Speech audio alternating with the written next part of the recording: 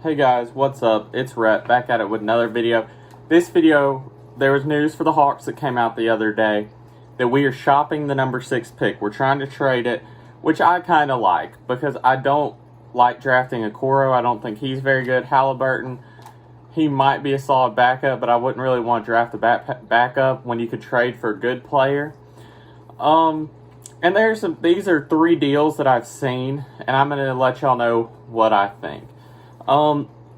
First off, everybody's wanting us to trade the 6th pick to the Spurs for DeRozan and the 11th pick.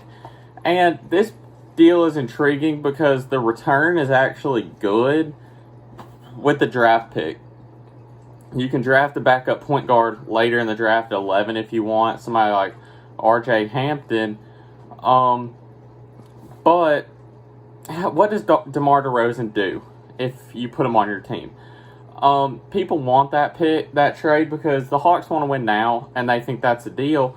But DeRozan can't really shoot. I feel like it'd kind of be like a Russell Westbrook to R. James Harden, which would be Trey, but a worse version.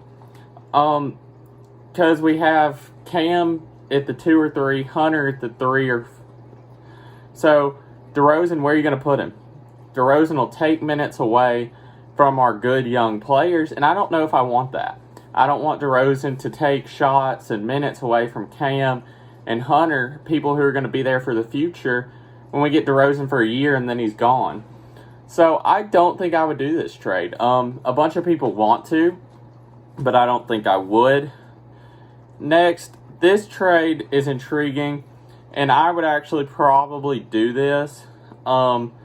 I have seen reports where the Pacers have to throw in more, but I'll just go straight up. The Pacers send Oladipo, and I've seen Oladipo and their first-round pick this year to us for the 6th overall pick. So Oladipo's on his way out of Indiana. They're going into rebuild mode, and I would actually like this.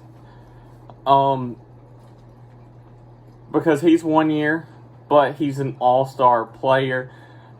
I want... He would take minutes probably from Cam. I think Cam's better than Hunter. But I think Hunter would stay in the starting lineup. I mean, Reddish could come in for anybody. Like, I'm not saying he wouldn't get his 25 minutes a game or whatever. But this move, I think, does put you in the playoffs. And I think it puts you anywhere in the East. I mean, this is... banking on our young guys kind of developing how I think they are. John Collins has made leaps and bounds, they've said. Capella. I think we would be from a 4 to a 6 seed in the East. I think you'd have Brooklyn, you'd have Milwaukee. You might have Toronto. I don't know if they're getting written. You'd have Boston. So I think we could be competing with Boston for that 4th or 5th seed in the East. Oladipo would be a 1-year player, but I've heard his value so low now, because people don't really want to take it on. They don't know what they're getting because he was hurt. And that's why people are saying we'd have to make them throw in another draft pick, because if he doesn't turn out well, you get some capital in return instead of just wasting the 6th pick and putting yourself behind the 8 ball another year.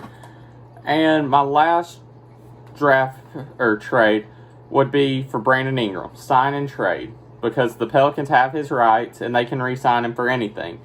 And if they see him as too much of an asset or too valuable, they would probably do it or keep him for their future. Which, I mean, that's what I see them doing. But I've seen us trade the 6th pick, the Thunder first-round pick that we have in 2023 to them for Brandon Ingram. I don't think the Pelicans do this. I mean, I'd love to get Brandon Ingram.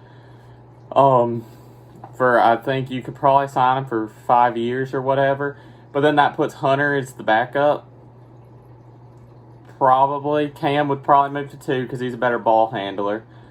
And Hunter would move to backup, which would actually be a solid backup.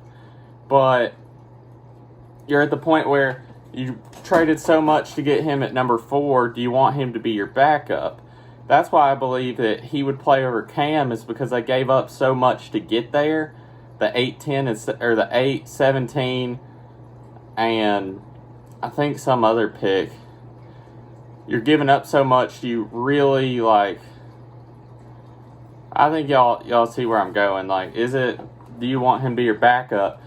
But I would take Brandon Ingram. I would, because he's such a good player. He can play without the ball.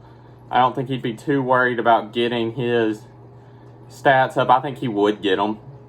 I 100% guarantee you he would get his points and his stats. But I think he's kind of would be a selfless star. All-star type player, because he was an all-star this year.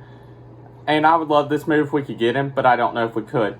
And I'm going to throw in a bonus thing. Y'all let me know what y'all think. People want us to sign Gordon Hayward in free agency.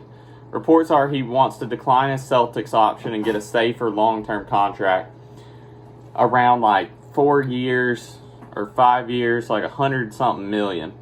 I wouldn't do it. He's old. He hadn't done anything since Utah. Yeah, he's a solid 3, but then you're just taking reps away from our other good guys. So you're going to pay $100 million for a bench player? I wouldn't do that. I think if you're going to pay money for bench players, you go get Jeremy Grant from the Nuggets. That's who I know. That's who I want us to have our number one priority on this free agency, is him.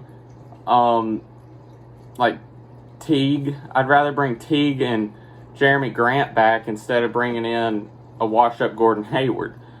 That's my opinion. Maybe Gordon Hayward needs a change of scenery because they have too many. Well, they have too many options in Boston, but we have so many options.